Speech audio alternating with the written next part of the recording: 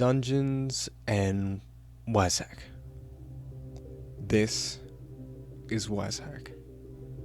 It's a side-scrolling RPG that looks like Roblox, but plays almost like an RPG super hot. And I love it. It's a game that oozes care and attention despite receiving none anymore. So this is a love letter, I guess, that might just inspire someone else to love this game, as I do.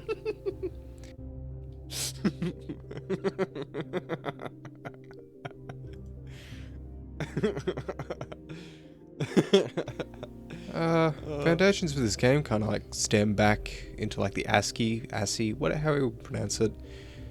It's like old ASCII parent NetHack, an OG roguelike from the late 80s, which in itself traced back to Hack and its great-grandfather, an original gangster, Rogue, which is where the term roguelike itself was born, which you're probably familiar with if you're watching this. But what is WazHack? Depth. Having set out from your lord's castle, you arrive at the legendary dungeons of WazHack.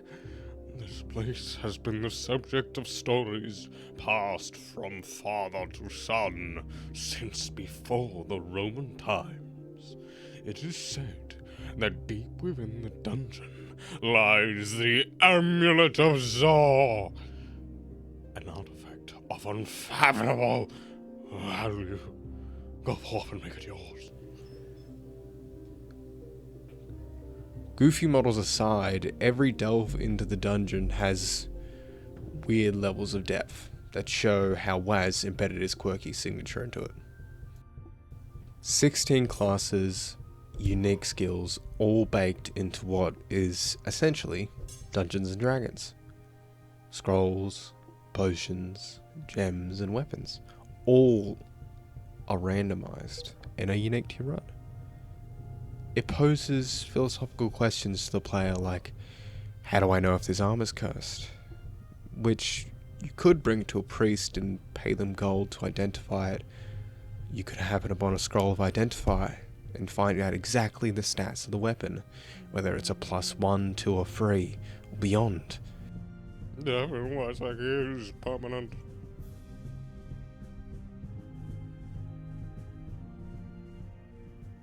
Whether it's cursed, blessed, or you can just give it to your Dalmatian Gilbert, and he just knows, I guess.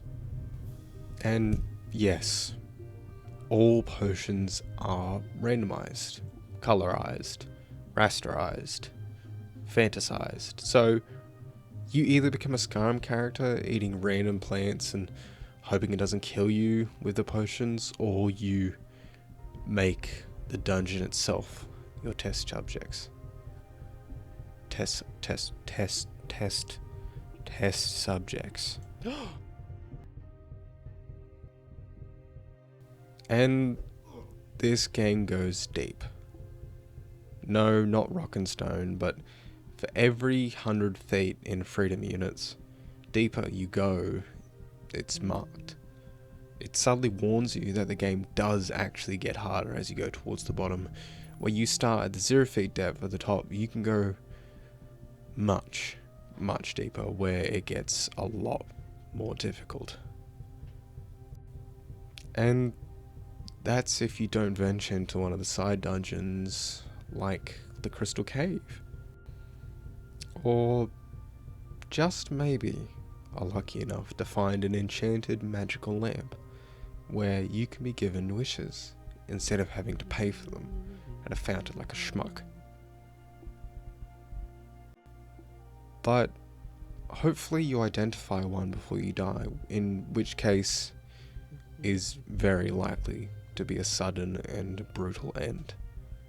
And after you rage quit, after you find out that one of your lamps did in fact have wishes in them, and you just forgot to rub it, like I did, you'll hit that button eventually, again, and go one step deeper.